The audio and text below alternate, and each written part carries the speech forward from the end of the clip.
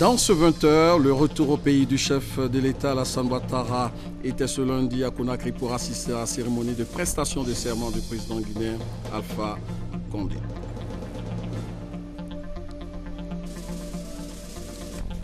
Abidjan, capitale économique de la Côte d'Ivoire, Abidjan, perle des Lumières en cette fin d'année. Le lancement de ce festival des Lumières a été donné ce lundi en fin d'après-midi par la première dame Dominique Ouattara, un festival des Lumières qui s'inscrit désormais comme une attraction phare dans le district d'Abidjan. La Banque africaine de développement et le gouvernement ivoirien ont signé un accord de don d'un montant de 8 milliards de francs CFA pour renforcer le secteur industriel en Côte d'Ivoire. Nous en parlerons. Pourquoi pleut-il en période d'harmattan ici à Abidjan? Comment cela s'explique-t-il au moment où ce vent sec et poussiéreux se fait sentir dans le nord du pays? Explication dans ce 20h. Ce sont les principaux titres de ce 20h. Bonsoir, bienvenue. Nous sommes ensemble pour une demi-heure d'information. Commençons en images par ce retour au pays du président de la République, Alassane Ouattara, était ce lundi à Conakry pour assister à la cérémonie de prestation de serment du président guinéen. Rappelons que Alpha Condé a été réélu le 11 octobre dernier pour un second mandat de 5 ans avec plus de 57% des voix. Plus de 10 chefs d'État africains et des partenaires au développement ont effectué le déplacement aujourd'hui à Conakry, la capitale guinéenne. Après la cérémonie, le président Alassane Ouattara a donc regagner le pays. Âgé de 77 ans, Alpha Condé sera officiellement installé dans ses fonctions de président de la République de Guinée au cours d'une cérémonie d'investiture prévue le lundi 21 décembre prochain.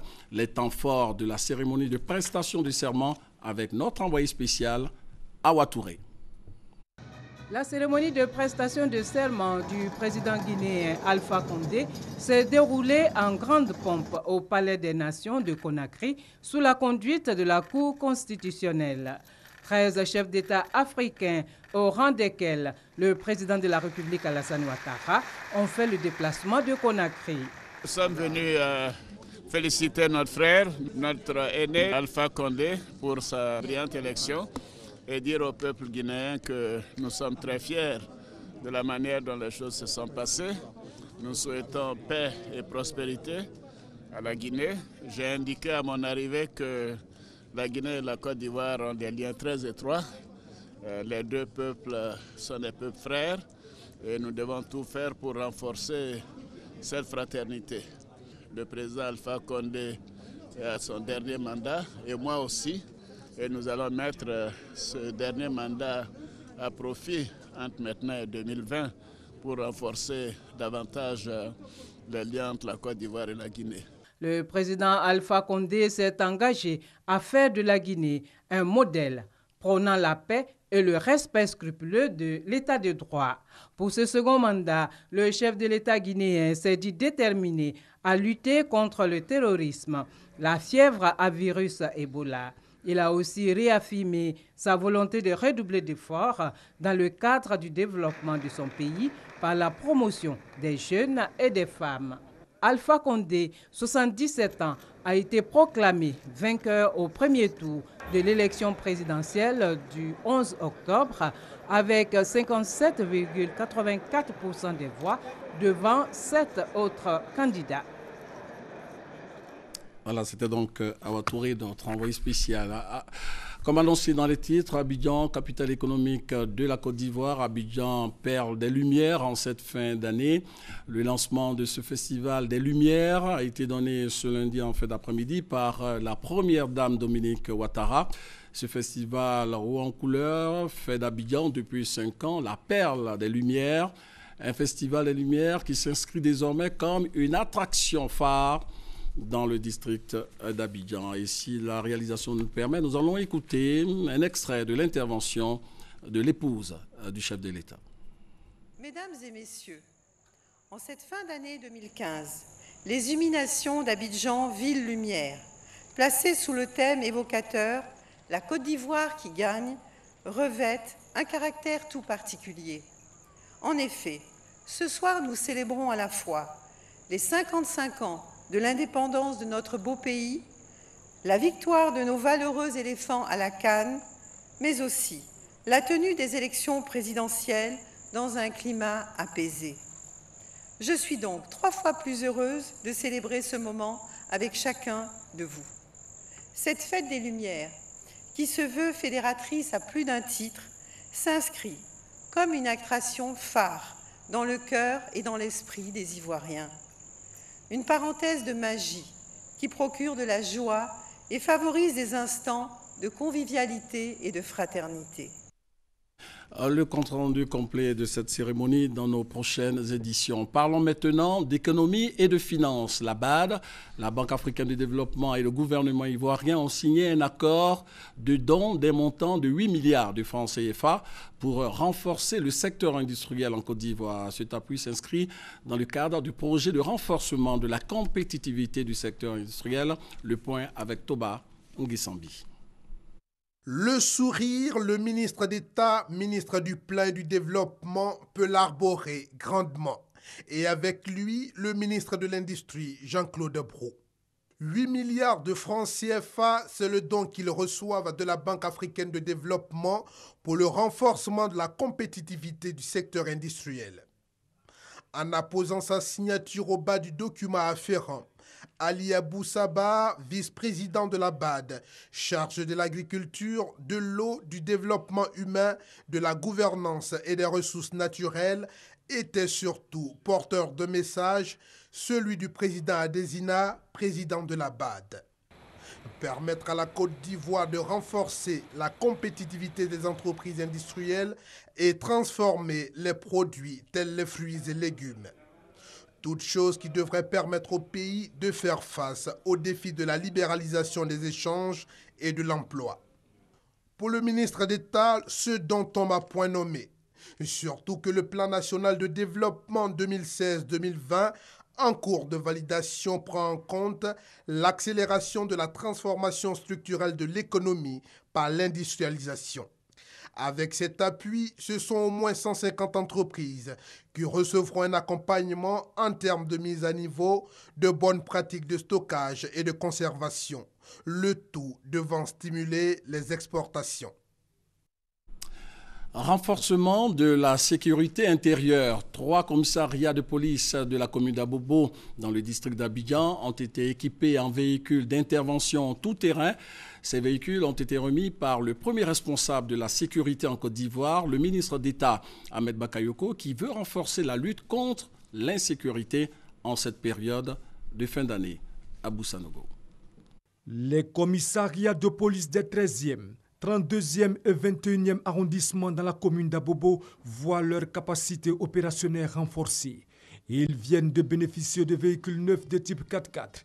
Un geste du ministre d'État, ministre de l'Intérieur et de la Sécurité Ahmed Bakayoko, qui vise à leur permettre d'assurer la sécurité des personnes et des biens en cette période de fête. Geste salué par les élus et la population de la commune d'Abobo qui ont exprimé leur gratitude au ministre d'État. Nous sommes très heureux de recevoir ces éléments, mais pour que nos forces soient encore plus mobiles, il faut que les voies qui séparent les sous-quartiers de la grande commune soient réparées. Avec 3 véhicules et puis 3 commissariats, vraiment je suis très content, il n'y a pas de souci. Pour nous enfants et puis nous-mêmes, il n'y a pas de problème. Monsieur le ministre d'État, je voudrais vous exprimer la profonde gratitude des populations d'Abobo. Accepter la gratitude de la commune, de générosité et de solidarité de la Côte d'Ivoire. Le ministre d'État, ministre de l'Intérieur et de la Sécurité, Ahmed Bakayoko, a félicité les agents de police en service dans la commune d'Abobo pour le travail qu'ils abattent pour ramener la sécurité dans cette circonscription. Par ailleurs, il leur a demandé d'être au service des populations. Pour la sécurité, on vous donne des véhicules, 3 aujourd'hui. Mais en 2016, on va construire 3 commissariats et donner plus de policiers, plus de moyens pour que vous soyez en paix et en sécurité. Je veux leur demander d'être proches des populations. Je veux qu'on mise sur la courtoisie, que toute la police soit courtoise avec toutes les populations. Ce geste du ministre d'État Ahmed Bakayoko intervient après celui fait aux forces de l'ordre par le maire de la commune d'Abobo, Adama Tungara. À l'actualité, c'est aussi la présence en Côte d'Ivoire du bâtiment de projection et de commandement Mistral. C'est un navire français. Ce navire est à Abidjan dans le cadre de la mise en œuvre de l'opération Mistral d'Ivoire 15 avec la participation des forces républicaines du Côte d'Ivoire. Il s'agit tout simplement d'un exercice militaire pratique au large d'Abidjan et de San Pedro.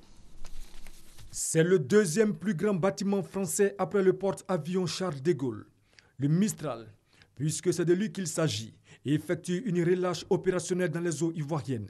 Du 18 au 21 décembre prochain, les forces françaises et ivoiriennes participeront à un grand exercice amphibie au large de San Pedro et d'Abidjan. C'est une manœuvre vraiment mixte avec la partie française, la marine nationale ivoirienne et puis les troupes vraiment de l'armée de terre.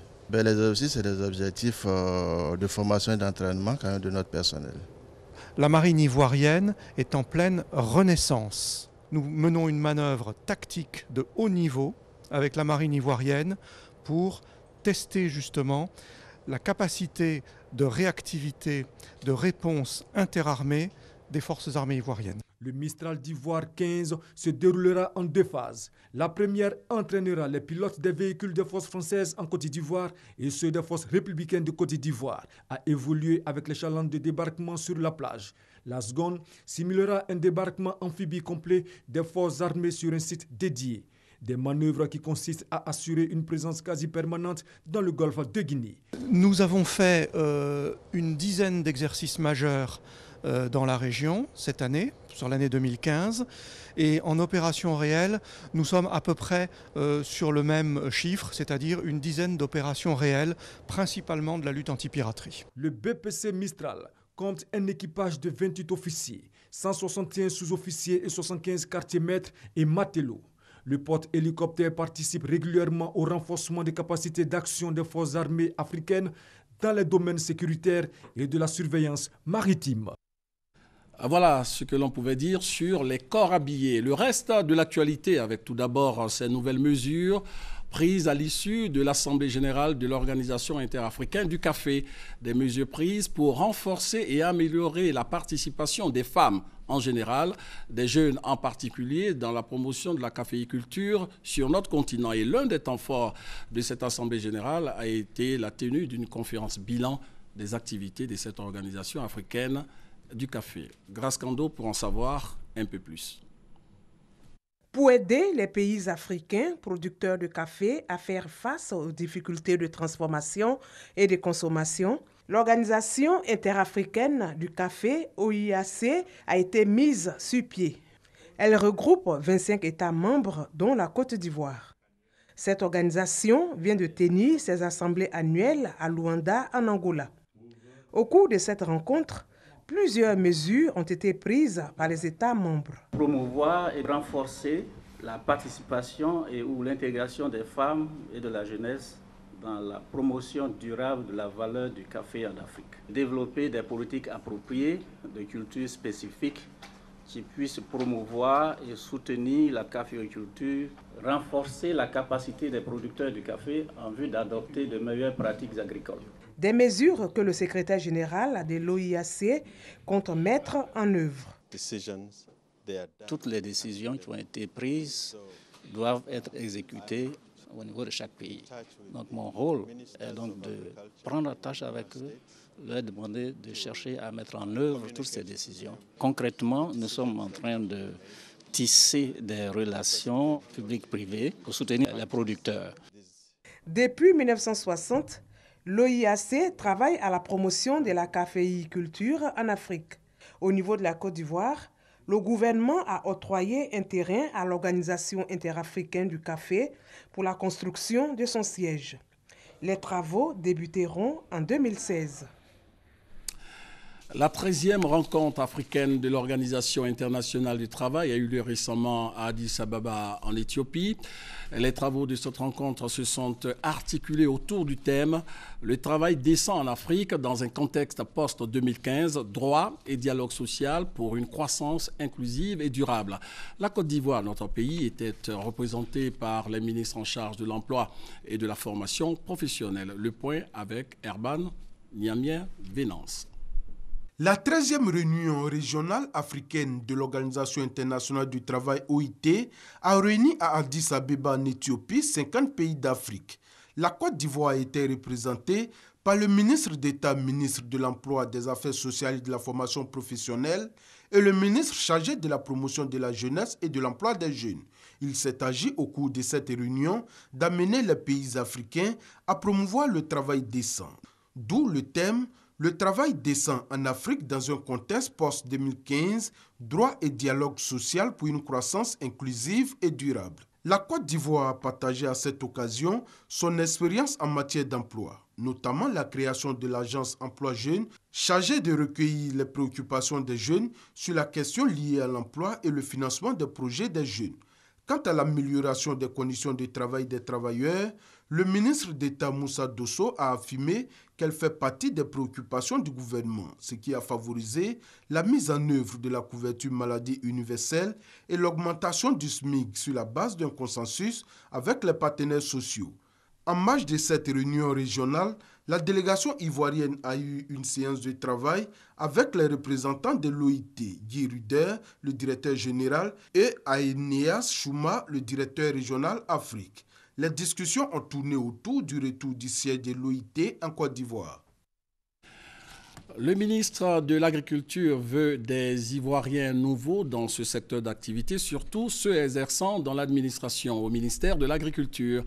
Pour atteindre ce changement de mentalité, Coulibaly Sangasofoa a initié une rencontre pour mettre en chantier cette manière de fonctionner dans ce ministère de l'Agriculture, secteur d'activité qui produit 40% des richesses nationales, nous dit notre reporter Noël Gnagno. 23e étage de l'immeuble de la Caisse de stabilisation, la crème de l'administration agricole, est réunie en ce lieu ce premier jour de la semaine. À sa tête, Sangafoa Coulibaly, le premier responsable du ministère. Une façon de prendre la hauteur parce que le sujet est d'importance. Élaborer la feuille de route de la mise en œuvre du concept de l'Ivoirien nouveau dans une Côte d'Ivoire réconciliée. Acte 1, la presse sera désormais associée aux réunions de cabinet élargi et pour cause. Nous allons être le plus transparent possible et nous ferons en sorte que la presse puisse participer pour que l'information soit partagée à l'ensemble des Ivoiriens et à la communauté internationale. En un mot comme en 100, il s'agit de mettre à la disposition de la presse les informations de première main et de contribuer ainsi à la diffusion de l'information juste. Dans cette optique, Coulibaly Sangafoa a situé les enjeux de l'administration dans l'avènement de l'Ivoirien nouveau.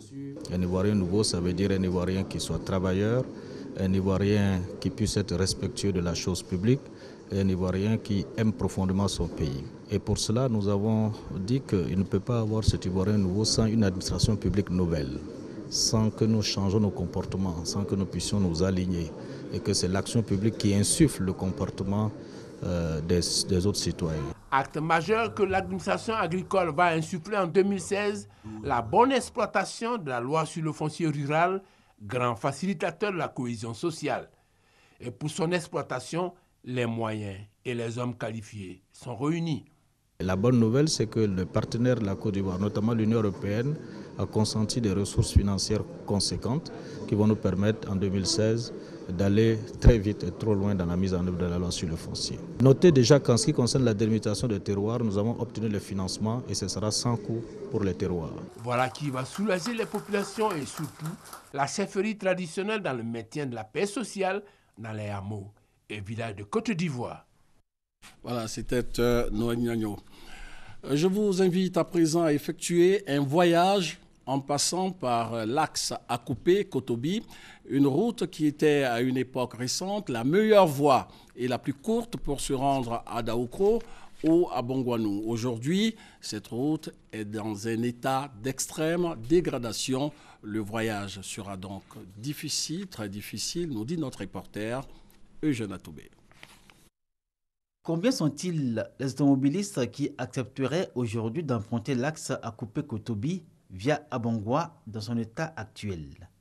Les transporteurs qui jadis effectuaient des liaisons fréquentes n'osent plus s'y aventurer, sauf bien sûr quelques téméraires par souci de raccourci. En venant d'Akupé, c'est la plus courte distance par rapport à passer à Ara, Bonaouin et puis revenir. Les coupés de route sont là. la route, il reste les motos, il reste les vélos, tout ça là. Akupé-Kotobi passant par Abongwa, 46 km de long, 46 km de calvaire et d'incertitude. Bien loin le temps où les usagers de ce tronçon, en partance pour Bongwano ou Daoukro, pouvaient s'autoriser un aller-retour effectué en 4 heures. Depuis plus d'une dizaine d'années, cette performance est quasi impossible. Et l'automobiliste, même le plus téméraire, n'oserait tenter cet exploit. Chaque jour, pourtant, les usagers ne manquent pas sur cette route. Ce sont principalement les populations des villages riverains qu'elles traversent et les campements alentours. Les jeunes crient leur désarroi pour l'enclavement de leur village. Les femmes, elles, continuent de souffrir pour acheminer leurs produits vers les zones de commercialisation. Je peux rester jusqu'à 16h ou à 17h de quitter. Si la voiture ne quitte pas là-bas, en tout cas, je suis là, je préfère dormir. L'état actuel de la route Akupé-Kotobi a fait fuir de cet axe les véhicules de transport conventionnels. Ce qu'on peut voir rarement du reste, ce sont de vieux tacos et des tricycles roulant K1 où s'agglutinent personnes et marchandises. C'est un véritable spectacle de voir ces moyens de transport se disputer une portion de route carrossable avec les grumiers qui règnent en maître sur ce tronçon. Depuis 2000 jusqu'à aujourd'hui, la route est fermée. Rien ne marche. C'est avant tout, ça s'est passé ici. Les camions passaient, Daoukro, Bricolo, tout ça, Boaké, tout le monde passait ici. Toutefois, un grand espoir habite toujours les populations dont les villages ont en partage l'axe Akupé-Kotobi. En cette période de réflexion sur les changements climatiques, il est bon de jeter un regard sur l'harmattan, ce vent sec et poussiéreux qui souffle en Afrique de l'Ouest entre fin novembre et le milieu du mois de mars. Ici en Côte d'Ivoire, l'harmattan se fait plus ressentir dans le nord. Ami Sissoko fait le constat dans la région du Kabadougou. Au Diéné, région du Kabadougou, brouillard, vent froid et sec chargé de particules poussiéreuses. Un climat qui oblige le port de tenues spéciales. Pull-over et blousons sortent du placard. Ou bien on fait du feu pour se réchauffer. Il fait frais au dîner. La nuit même, on ne peut pas dormir. Tu es couché dans ta chambre, tu as l'impression qu'il neige. Tellement l'harmattan est fort. En ce qui concerne l'harmattan au Guinée, il faut dire que c'est un régime auquel on ne s'habitue jamais. Malgré qu'on est né dedans, on a grandi dedans, mais chaque année quand ça vient, vraiment, ça nous fait souffrir beaucoup. Pendant l'harmattan, les températures avoisinent les 18 degrés le matin pour ensuite monter en début d'après-midi jusqu'à plus de 33 degrés. Une période où les commerçants de baies de karité et de tenues chaudes se frottent les mains. Tous ceux qui ont besoin de blousons, ils peuvent venir ici. Comme c'est la période aussi, là, ça marche. C'est notre traite qui est vers l'harmattan. Je trouve pour moi un peu. Je m'habille dedans, je mange dedans. Les conséquences de cette variation climatique sont nombreuses, à savoir les maladies respiratoires telles que la pneumonie, les bronchites, ainsi que la méningite et la grippe. Quand nous prenons par exemple la méningite, qui est une maladie très dangereuse, mortelle parfois, et quand vous échappez, pour la plupart des personnes, on a des séquelles. Donc pour cette maladie, nous avons un vaccin. En cette période, nous encourageons la population à se faire vacciner parce que Odiéné fait partie des départements qui sont situés dans la ceinture méningitique. L'OMS a déjà lancé l'alerte. L'OMS nous a fait savoir qu'au niveau de la ceinture méningitique, allant donc du Nigeria, du Niger et tout près de nous, le Burkina, cette année, la méningite va sévir. Donc, il va falloir commencer à se prémunir. Selon l'Institut national d'hygiène publique, plusieurs zones du nord et du centre, notamment Bounon, Bondoukou et Béomi, pourraient être touchées par la méningite. Et en plus des maladies, l'harmattan, qui est une période sèche, est particulièrement favorable aux feux de brousse.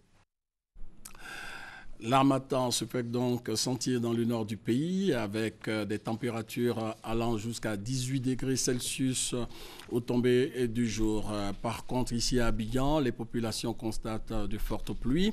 Pourquoi pleut-il en période d'harmattan? La réponse dans cet élément de Alexis Ouedraogo. Décembre, c'est le mois de la grande saison sèche. C'est ce que l'on apprend à l'école. C'est pendant cette période que survient l'harmattan, Ce vent sec est chargé de poussière qui provient du Sahara. Lorsque l'harmattan souffle, l'inhibition pluviométrique qui l'accompagne est absolue. En des termes plus simples, lorsque l'harmattan est là, il ne pleut pas. Depuis quelques semaines à Abidjan, les populations ont pu se rendre compte de l'arrivée de l'harmattan. Mais chose curieuse, il pleut. Pour comprendre donc cette situation anormale, nous avons joint par téléphone la société météorologique Sodexam. Dont l'harmattan n'était pas pleinement installé sur le littoral ivoirien. Et comment est-ce que vous pouvez remarquer cela? À partir du moment où vous transpirez, c'est-à-dire vous voyez que vous avez beaucoup de sueur sur vous, cela montre qu'on a affaire à des vents qui sont humides. Lorsque vous avez des vents secs, le taux d'humidité est tellement faible qu'à peine la sueur sort du corps, qu'elle s'évapore. Au niveau du littoral ivoirien, nous n'avons pas une saison réellement sèche. C'est-à-dire, même pendant les périodes où nous avons des vents secs, c'est-à-dire des vents d'harmattan qui arrivent sur nous, il y a toujours des jours où les vents de mousson viennent prendre le dessus. Les bouleversements climatiques sont donc une réalité à considérer. Notons toutefois que les experts recommandent aux populations de prendre des précautions en période d'harmattan, en protégeant leur voie respiratoire, le phénomène étant favorable à la survenue d'un grand nombre d'affections telles que la grippe, l'asthme, la tuberculose et la méningite. C'était Alexis Ouedraogo. Rendons-nous en France où en marge de la COP21, la conférence sur le climat, les responsables des collectivités territoriales de la Côte d'Ivoire ont échangé avec le MEDEF, le patronat français. Il s'agissait pour ces représentants ivoiriens de présenter les potentialités d'affaires, mais surtout les possibilités d'investissement qu'offre notre pays, la Côte d'Ivoire. Le compte-rendu de notre envoyé spécial, Mamadou Kouassi. Albert François Amicha et Robert Begré-Mambé face aux chefs d'entreprise français. Un moment de vérité pour convaincre ces investisseurs à s'intéresser au projet de développement dont disposent les collectivités. Cette initiative est du MEDEF, Mouvement des entreprises françaises pour comprendre le potentiel socio-économique, la mairie de Treichville et du district autonome d'Abidjan. C'est de pouvoir proposer des solutions françaises aux défis de la ville de demain. On sait que dans le cas de la Côte d'Ivoire, Abidjan va probablement doubler de population dans les 15-20 ans qui viennent. Il faut trouver des solutions. Il faut trouver des solutions qui soient durables, qui soient respectueuses de l'environnement et qui créent de l'emploi localement. Tour à tour, le ministre Albert François Amicha, maire de la commune de Treichville, et le gouverneur du district autonome d'Abidjan, Robert Begré-Mambé, ont présenté aux chefs d'entreprise français leur mécanisme de développement de leur territoire. Des projets portant sur le secteur du transport, du logement et des finances ont été exposés, avec à la clé les facilités d'investissement consenties par le gouvernement ivoirien. Abidjan est un hub avec toutes les opportunités modernes qu'offre une ville moderne. Que les investisseurs s'intéressent à nos projets et que leur implantation en Côte d'Ivoire et l'implantation de leur siège en Côte d'Ivoire contribuent à offrir des opportunités d'emploi aux jeunes, des idées aux jeunes entrepreneurs et une activation des potentialités économiques de notre pays. Plusieurs communes, dont la commune de Treichville. Et comme le conseil municipal de Treichville veut donner une nouvelle vocation à Treichville, en plus de son caractère commercial, faire de Treichville le pendant administratif de la commune du Plateau. Il était bon dans le cadre des contacts du partenariat public-privé d'avoir cette rencontre avec le MEDEF international pour voir les opportunités qui peuvent s'offrir au conseil municipal de Treichville. Albert François Amicha, par ailleurs ministre des Sports et Loisirs, demande aux investisseurs français de s'intéresser au projet de l'organisation de la CAN 21. Un événement panafricain qui mobiliserait la construction de complexes hôteliers et des stades, ainsi que la mobilité des acteurs. Au terme des échanges, les chefs d'entreprise français se disent satisfaits des présentations. Ils ont pris rendez-vous pour le mois d'avril 2016 pour des visites de prospection. Fin de ce journal, merci de l'avoir suivi. Abidjan, capitale économique de la Côte d'Ivoire, est depuis quelques heures la perle des Lumières en cette fin d'année. Le lancement de ce festival des Lumières a été donné ce lundi soir par la première dame, Dominique Ouattara. Ce festival haut en couleur fait d'Abidjan depuis 5 ans la perle des Lumières, un festival des Lumières qui s'inscrit donc désormais comme une attraction phare dans le district d'Abidjan. Et puis rappelons également que le président Alassane Ouattara est de retour au pays après avoir assisté à Conakry à la cérémonie de prestation du serment du président guinéen. Alpha Condé a été réélu le 11 octobre dernier pour un second mandat de 5 ans avec plus de 57% des voix. Merci de nous avoir suivis. Bonne suite de programme sur RTI 1, mais surtout, portez-vous bien.